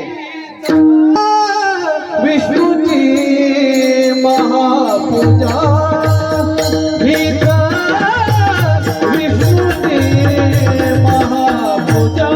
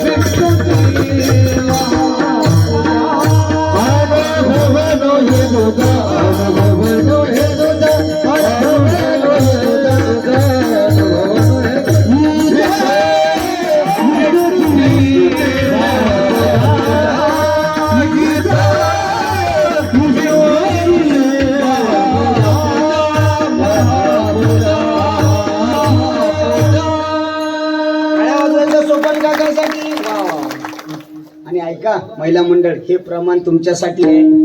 महाराज म्हणतात हीच विष्णूची महापूजा, अनुभव नाही दुजा. महापूजा कोणती आहे विष्णूची? तुम्ही मांडतात ते वैभव लक्ष्मी व्रत नाही बरं का. त्या तुमच्या व्रताने काय केलं? गाव खरं तर आंबेच ठुले नाही, काय केलं? ये न पूजा मांडली की पप्या आंब्याचा डहाळ, पप्या फांदी घेऊन आला, शेजाऱ्यानं आंबाच नाही ठुला. ऐका, आणि मला ते अजून नगर नाही गवसलं बरं यांच्या पोथीतलं. कोणतं? तुम्ही वाचिले ती जाईल. 8 पाट नगर होत. तिथं एक राजा राज्य करीत होता. राजाचे नाव काय? बऱ्याच जणांना माहिती. राणीचे नाव सुरचंद्रिका. रूपाने सुंदर होती पण स्वभावाने मला अख्खी पाठ आहे. तुम्ही म्हणतात तुला काऊन पाठ केली? आमच्या गावातल्या बायाला वाचता येत नव्हतं, ते एकदा वाचली की मला रुपये द्यायचे. ती पोथी वाचता त्याच्या रुपया घेता घेता मग अख्खा रुपया हरपाला, म्हणजे घेतलेला. मला नाही कळालं गणित. नाही नाही, ऐका महिला मंडळ, जाणून परमार्थ केला पाहिजे. एकादश करा, सोमवार करा, हे व्रत महत्वाचे आहेत. वैभव लक्ष्मी व्रत केला माहित नाही आपल्याला त्याची फलश्रुती, पण एकादश आणि तुम्ही सोमवार कराल याचं नक्की तुम्हाला फळ मिळाल्याशिवाय राहणार नाही. ऐका, पण एकादश कशी करावं याचा घोळ आहे. 3 दिवस एकादशीचा घोळ आहे. 3 दिवस. आदल्या दिवशी बायको म्हणते घ्यान अर्धी, उद्या एकादश आहे. दुसऱ्या दिवशी घ्यान थोडी उसळ, आज एकादशी. तिसऱ्या दिवशी घ्यान अर्धी, कालची एकादशी. अरे धरतो कशाला? एक म्हातारी तर मला भांडत झाली. एकादश मला म्हणली महाराज कशी धरू एकादश? म्हणलं धर सोलीनं. सोलीनं. म्हातारी म्हणली काय म्हणला? मी म्हणलं सोल्यानं. म्हणलं सोल्यानं. आणि म्हातारीने एकादश धरली आणि मला भांडायला आली. काय म्हणते ऐका, म्हातारी म्हणायला लागली वावर एकादश धरणं मन मोकार गाढव चरणं. वावर एकादश धरणं मन मोकार गाढव चरणं. शेंगदाणे रताळ केळ तरी काही जमिना मेळ. मग झाली दुपारची वेळ तवा धरली दुरडी कडपळ. 1-1.5 दुमती 3 कोरा अर्धी. एकीचा केला काला, सुंभर घेतल्या लाह्या. तिकून आला भाया, भायाला मी लाजले आणि उपाशीच निजले. माणसं खात होती काय? अशी एकादश चालेल का? नाही नाही. 5 कर्म इंद्रिय, 5 ज्ञान इंद्रिय आणि 11वं मन एकादशीत ठेवणं याला एकादश म्हणतात. व्रत एकादशी करीन उपवास, व्रत एकादशी करीन उपवास. जय हो करीना उपवास, व्रत एकादशी करीना उपवास, व्रत एकादशी करीन उपवास, व्रत एकादशी करीन उपवास. व्रत एकादशी करीना उपवास, व्रत एकादशी करीना उपवास. गैना हरण्याची मुकनामा, गैना हरण्याची मुकनामा, गैना हरण्याची मुकनामा.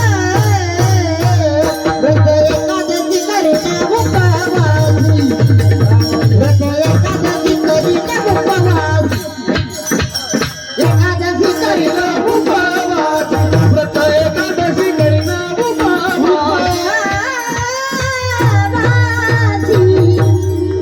हे महत्वाचं आहे.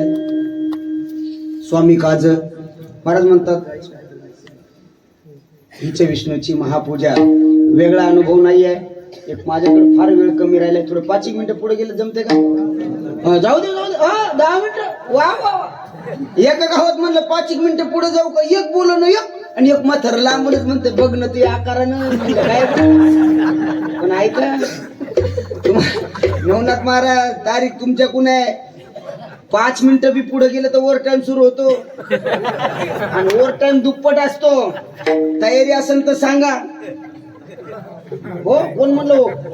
खाली मान घालून नाही, असं सरळ म्हणावं लागतं. लक्षात घ्या. पण ओव्हर टाइम दुप्पट असतो. तुम्ही म्हणता तुला काय माहित? I am company return man. कंपनीतून वापस आलेला माणूस आहे. तुम्ही म्हणता इकडे काऊन आला? तिकडे परवडणं गेलं म्हणून आलो. तुम्ही पुढे नाही हुशार. तुम्ही म्हणता तिकडे काऊन गेलता? मग लग्न होईना म्हणून गेलतो. मायच्या ना भाऊ, खोटं कशाला बोल. लग्न होईना म्हणून कंपनीत गेलतो. मी बी लय चालू माणूस आहे. किती चालू आहे तुम्हाला लक्षात आलं असं? मी 3च महिने कंपनीत राहिलो. आलो पसारा घेऊन. बायको 2 महिने भांडू लागली. आता काही म्हणीन तिला माहिती ना कंपनीत जेवढा पगार आहे तेवढे रोज पैसे आणायला कशाला भांडाव. आणि पैसा असला तर बायको किंमत देते. बरं एरी सोडून द्या, मला जी भांडत होती ती आता चांगली बोलली, तुम्हाला बिस्लरीचं पाणी देऊ न काही देऊ नको, तो माठातलं देईन गेली. हा आपला आपण खतरनाक माणूस आहे हा. जी माणसं मला प्रतिकूल परिस्थितीत साथ देतात ना त्या लोकांना मी म्हणत असतो, दादा अनुकूल परिस्थिती फक्त तुमच्यासाठीच असणार आहे, गोष्ट लक्षात ठेवा. वाईट काळ मी बायको एवढी काही खतरनाक नाही बरं, उगा तुम्ही लावा करता चांगली आहे बिचारी आहे का नाही. आता किती चांगली आहे मला काही त्रास देत नसेल हे माझ्या तब्येतून कळत असेल तुम्हाला किती मला आहे का नाही, हे समजून घ्यायचं काय त्याला असं काही नाही. नाही नाही असं करायचं नाही. जवळच्या माणसाने कधी धोका देऊ नये. माझ्या लक्षात द्या महाराज, हिचं विष्णूची महापूजा अनुभव नाही तुझा. एकदा मांड्या घालून बसा. 5 मिनिटाच्या पुढे जाणार नाही का? जाऊ देऊ थोडं 5 मिनिटं पुढे. तुम्ही तयारी आहे तुमची, ओव्हर टाइम द्यायची. हा यायचा नंबर घ्या. बाहेर जाऊ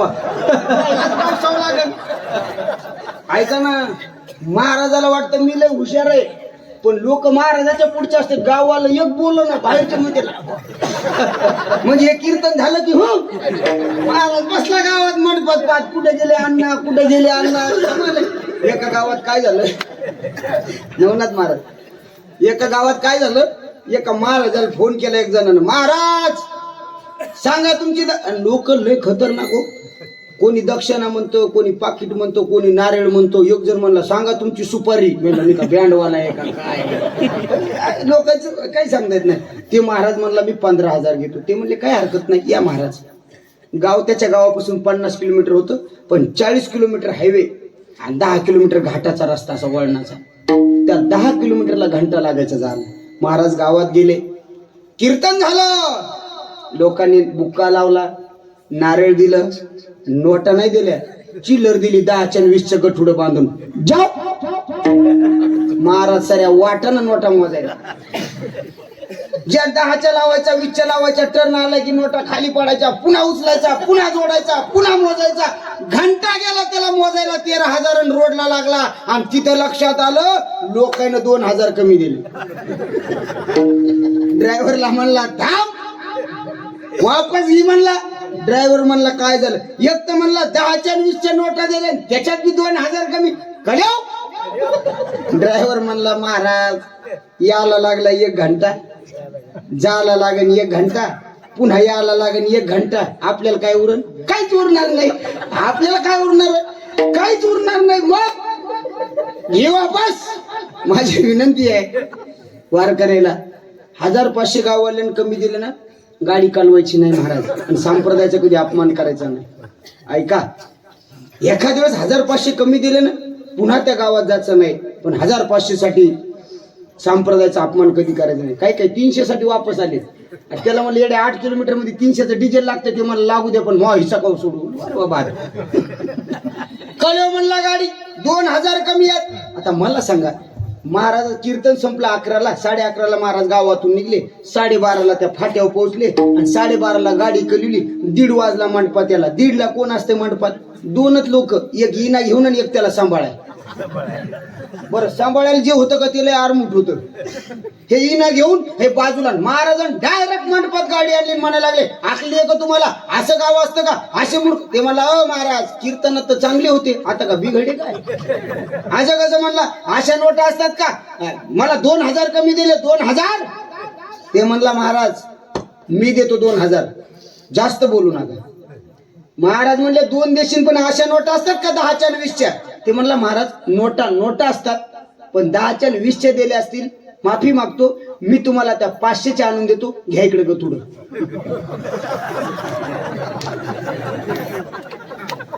जे गथुडं घेऊन गेलं, त्याचा नंबर बी नाही महाराजाकडे. जे गथुडं घेऊन गेलं, अर्धा तास झाला आलत नाही. महाराज ते इनेवाल्याला हळूच खून म्हणतात, होय ते येतय का नाही. इनेवाला म्हणला असं कसं महाराज, आमचं गाव का असं समजायले का, काही अडचण आली असन तुम्ही इना घ्या, मी त्याला बोलून आणतो.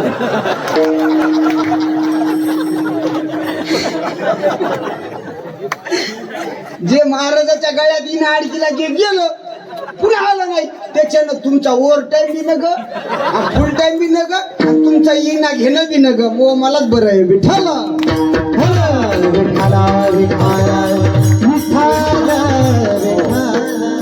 सगळेजण एकदा मांड्या घालून बसा बैठे बैठे सावधान आणि सगळेजण एकदा संप्रदायपूर्वक जगाच्या मालकाचं भजन मुबारक माये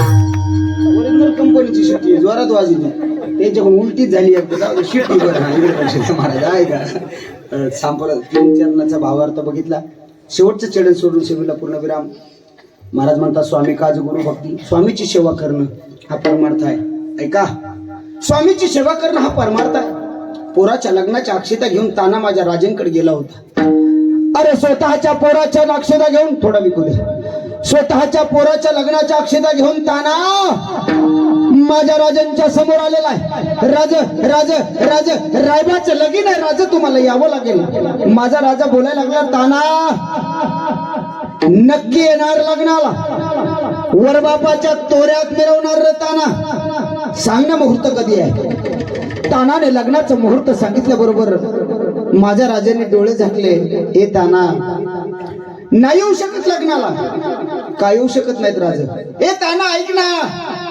अरे ज्या वेळेला लग्नाचं रायबाचं लग्न आहे त्याच वेळेला हा कोंढाणा किल्ला स्वराज्यात दाखल करण्याचा शब्द दिलाय आऊसाहेबाला आम्ही नाही येऊ शकत ताना आम्ही मोहिमेला चाललो आहे माझा राजा मोहिमेला चाललो आहे हा शब्द ऐकल्याबरोबर कडाडला ताना राज राज हा ताना जिवंत असताना ताना जिवंत असताना तुम्ही मोहिमेवर जावा काय उद्गार असतील महाराज तानाचे मला छत्रपतीला मानणाऱ्या पोर ऐकून हीच अपेक्षा आहे पोराने बापाजवळ उभं राहावं बापाच्या समोर उभं राहावं आणि बापाला म्हणावं बाबा मी जिवंत असताना तुम्ही शेतात दारे धरायला जावं मी जिवंत असताना तुम्ही शेतात आवतावर जावं आणि जर बाप आवतावर जात असेल आणि पोरग जर व्हॉट्सअप फेसबुकवर जर खेळत असेल तर छत्रपतीला मानण्याचा त्याला अधिकार नाही गोष्ट लक्षात ठेवा ताना सांगायला लागला राजे मी जिवंत असताना तुम्ही मोहिमेवर जावं त्यावेळेस माझा राजा बोलायला लागला रे ताना रायबाच्या लग्नाचं काय त्यावेळेस ताना उद्गारला राजे आधी लगीन कोंढाण्याचं मग माझ्या रायबाचं अरे किल्ले कोंढाणा आणण्यासाठी तानाजी कोंढाण्यावर गेला स्वराज्यात किल्ला दाखल झाला पण ताना परत आला नाही स्वराज्यासाठी अभेद्य गड आला पण स्वराज्यातला सिंह मात्र गेला तानाने वेगळा परमार्थ केला नाही शिवा काशीचं उदाहरण घ्या माझ्या राजांच्या वेशात आहे ए शिवा छत्रपती झाल्यावर काय करावं लागतं माहित आहे शिवा काशीत बोलला राजा माहित आहे ना मरावं लागतं ए शिवा अरे कुठून आलं हे धाडस अरे मरण्यासाठी छत्रपती होतोय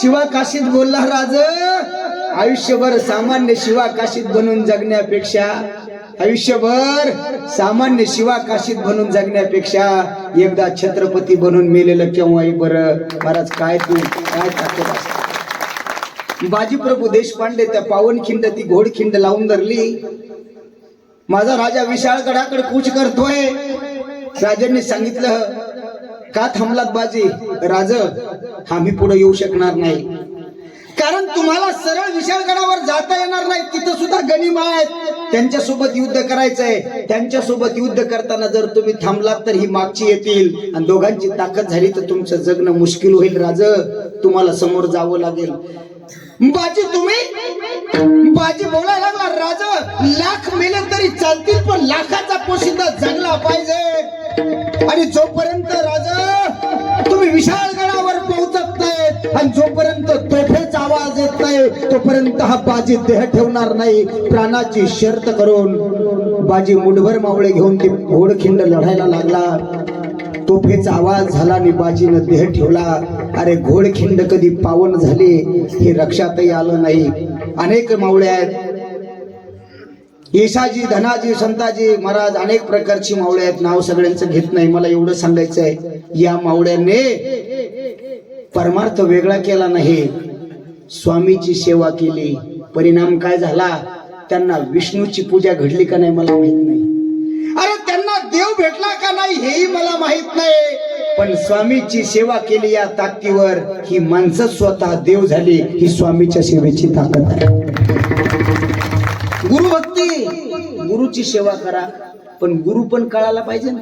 आता गुरु तर लय खतरनाक झाली. एक म्हणती गुरु गुरु आणि भोवती भारू शिष्याचा. महाराज म्हणले फक्त त्याला शेपटीच नाहीत. मी नाही बोलत, प्रमाणे का नाही काही ध्यानात का नाही, नसलं तर एखादं काय सगळेच असं म्हणून थोडं काही करते. एक म्हणती गुरु गुरु भोवती भारू शिष्याचा. महाराज म्हणतात ती मनुष्य, त्यांना फक्त 4 पाय नाही, त्यांचे शेपूट नाहीत. मनुष्य नाही परी कुत्री ती, मनुष्य परी कुत्री ती, माणसापेक्षा ती कुत्रे बरे त्यांच्यापेक्षा. असे गुरु झाले ना, गुरुनं तर कदर आणला. अरे पाणी पिना छान के आणि गुरु करना पहचान के. जेवण गुरु करपे लाधले, हा. धन जे आपुले, ते ग्रंथ बांधुनी दिधली गोसावी मज. महाराजांनी प्रमाण चांगलं दिलं, पण ऐका ना महाराज, मी म्हणतोय ते गुरुने केलेलं कार्य सांगतात. गुरु का करायचा? गुरु कोण करायचा? अरे ज्याला कळतं ना त्यानं गुरु केला पाहिजे. ज्ञानोबराय म्हणतात, मानवनी जाणतेने गुरु भजीचे, जाणतेने, कळलं? जाणतेने, जाणून केलं पाहिजे. गुरुची उपमा, गुरु कायला म्हणायचं? आता गुरु बी लय झाले, शिष्य बी लय झाले. महाराज गुरु पण लटकेत, शिष्य पण लटकेत. एका गावात एका जणानं चोर पकडला आणि राजाकडे घेऊन गेला. मला एकदा सांगा बरं किती वाजले, माझ्याकडे घडी नाही. आता पैसे 10 कमी आहेत ना, खोटं बोल नका. 5 कमी. हा खरंय बोलले, आमची माणसं खरं बोलले. मी माणसं संकट 5 मिनिटात संपलाय का? ऐका, एक जणानं चोर पकडला. मला पैसे आले, घडी घ्यायची बरं, ताण घेऊ नका. आज नाही माझ्याकडे, आणि घडीचं काही खरं नाही, कोणी बी नाही आलंय घडी माझ्याजवळी. मला बाकीचं माहित नाही, माझ्याजवळी कोणी बी नाही आलं हे म्हणायलो मी. हा, मला बाकीचं काही माहित नाही. इकडं काही काहीला 4G रेंज आहे राव, काही काहीला अजूनही कळालं नाही. तुम्ही काला घेतल्याशिवाय जाऊ नका बरं, तेवढं तरी करा. इकडे लक्ष द्या. ऐका, एक जणानं चोर पकडला आणि राजाकडे घेऊन गेला. राजासाहेब यानं चोरी केली. राजा म्हणला चोरी केली, एक काम करा म्हणे, याचं नाक कापा. चावडीवर आणलं, त्याचं नाक कापायला अशी लोक जमा झाले. महाराज अख्खं गाव जमा झालं आणि त्याचं नाक कापलं. चोराचं काय कापलं? नाक कापलं. नाक कापलं, चोरानं गप बसवलं. चोर उड्या मारायला लागला, सीताराम सीताराम सीताराम. लोक म्हणले, ए येड्या, नाक कापलं काय सीताराम म्हणतो रे? चोर म्हणला कापू द्या ना नाक, पण नाक कापल्यावर सीतेसहित राम भेटला. बाजूला एक माणूस होता म्हातारा, ते म्हणला मग आयुष्य गेलं राव, मला देव नाही भेटला. नाक कापल्यावर जर भेटत असेल तर मो बी कापा. कापलं त्या म्हाताऱ्याचं नाक, भूत नाही दिसलं. भूत ते चोराला म्हणला, ए चोट्ट्या, मला तर काहीच नाही दिसलं. ते म्हणला मला बी कुठं दिसलं, पण नाक गेलं ना. ते म्हणला हो, मग म्हण सीताराम. हे बी म्हणायला लागलं, सीताराम सीताराम सीताराम. लोक म्हणले, ज्या अर्थी म्हातार म्हणते त्या अर्थी नक्कीच नाक कापल्यावर देव भेटत असेल. काय बघता मांडे वडगावकर, लाईन लागली लाईन. एका स्टॉलनं तर कामच होईना, 4 स्टॉल लावले. नाक गाव नकत. राजा म्हणला मह्यामुळं अख्ख्या गावानं देव पावान, म्या पाहू नये. राजाचं बी नाक कापलं. आणि एक माणूस दुसऱ्या गावचा त्या गावात आला दाजीला भेटायला. आता दाजी ओळखू येत असतो, नाक कापलं. ते कोणाला म्हणायचं, दाजी ए तू बी नकटाच. ते म्हणला का रे तुम्ही सगळेच काऊन नक्की झाले? ते म्हणे आमच्या गावची रीत आहे. काय रीत आहे? आमच्या गावच्या येशीत नाक कापलं की सीतेसहित राम भेटतो. हे म्हणला मला बी कापायचं नाक. एक सुभाषितकार फार गोड बोलून गेला, नकटा गुरु नकटा गुरु नकटा चेला उसमें आया एक नाकवाला वो भी बन गया नकटो का चेला. ही परिस्थिती लक्षात ठेवा. म्हणून गुरु महत्वाचा आहे. म्हणून महाराज गुरु सुद्धा असला पाहिजे. स्वामी काच गुरुभक्ती, आई वडिलाचं वचन माना. छत्रपती शिवरायांनी दिलं वचन मासाहेबा वचन पूर्ण करीन. माझा राजा मायबापाला दिलेलं वचन पूर्ण करण्यासाठी घोड्यावर बसला. जगाच्या पाठीवर मला जर कोणी म्हटलं खराखुरा मातृपितृ भक्त जर कोण आहे तर मी छत्रपती शिवरायांचं नाव घेईन. अरे हे हिंदवी स्वराज्य निर्माण व्हावं ही आऊसाहेबांची आणि आबासाहेबांची इच्छा आहे. पण मायबापाचं स्वप्न पूर्ण करण्यासाठी माझा राजाने आयुष्य तलवारीच्या टोकावर जगलेलं आहे. म्हणून आई वडिलाचं वचन मानलं पाहिजे. आणि सगळेच शेवट सेवापती नवऱ्याची सेवा केली पाहिजे. माझं तर मत आहे नवऱ्याची मनोभावे सेवा केली की वेगळा परमार्थ करायची गरज नाही. तुका म्हणे पतिव्रता तिची देवावरी सत्ता. पतिव्रता कशाला म्हणायचं ऐका. जी नवऱ्याच्या आधी जेवते, जी नवऱ्या नाही नाही तुम्ही ऐकत नाही तो. जी नवऱ्याच्या आधी जेवते ती बायको. बरोबर आहे का. तर पैसे देईन तर पुन्हा हो बी म्हणायले काय. नवऱ्याच्या आधी जेवते ती बायको, नवऱ्यासोबत जेवते ती पत्नी आणि नवरा जेवल्यावर जेवते ती पतिव्रता.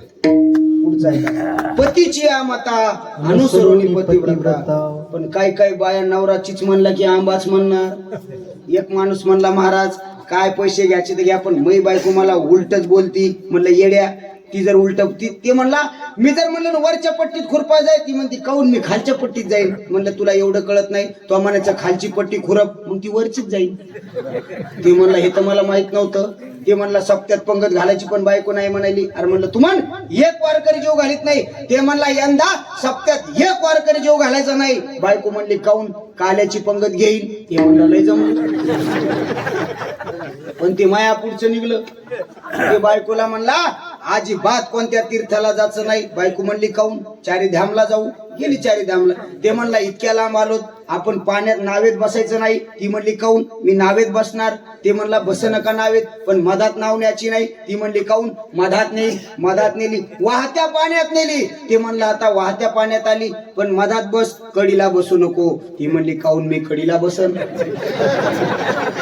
ती कडीला बसली. हे म्हणला बस नका कडीला पण उडी मारू नको. ती म्हणली काऊन. मारणार उडी. मारली उडी गेली वाहत. ती वाहत चालली इकडे हे पाहिलं इकडे. लोक म्हणले इकडे गेली इकडे. ते म्हणला मला माहित आहे पण ती उरफाटी इकून येईल. काय उपयोग आहे. असं नाही चालणार. स्वामी काज गुरु भक्ती सेवापती हिची विष्णूची महापूजा नाही तुझा यथामती यथा अवकाश धावते वेगात. अभंगाचा सोपा भावार्थ सांगितला. असाच अभंगाचा अर्थ माझा मुळीचा आग्रह नाही. मांडे वडगावकरला विनंती. मला वाटतं तुमचा सप्ताह किती तारखेला संपतोय. 15 तारखेला संपतोय. तिथून 4 दिवसानं माझ्या राजांची जयंती आहे. छत्रपती शिवरायांचा जन्मोत्सव आहे. प्रत्येकाने दारामध्ये सडा सामर्जन करून रांगोळी काढायच्या. प्रत्येकाच्या घरावर भगवा ध्वज असला पाहिजे. आणि माझ्या छत्रपती शिवरायांचा जन्मोत्सव अख्ख्या गावाने साजरा केला पाहिजे. का माझा राजा देव नव्हता.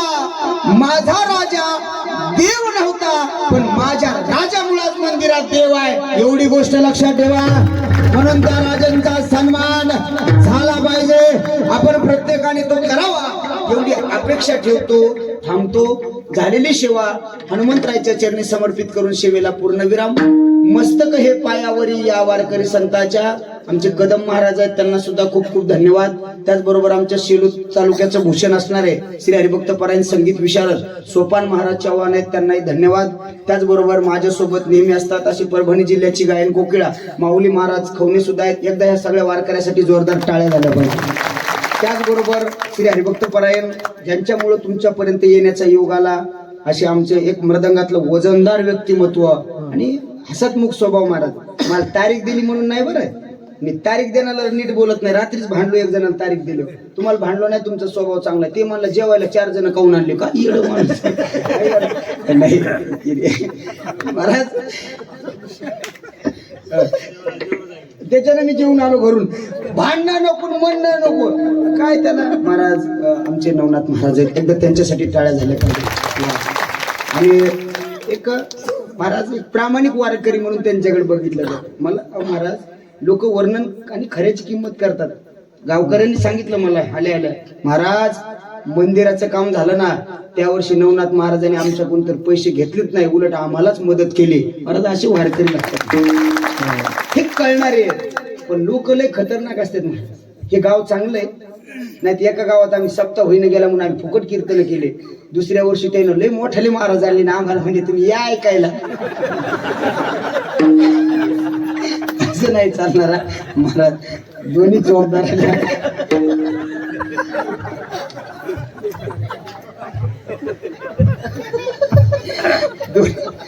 दोन्ही जबाबदाराला द्यावे तितके धन्यवाद.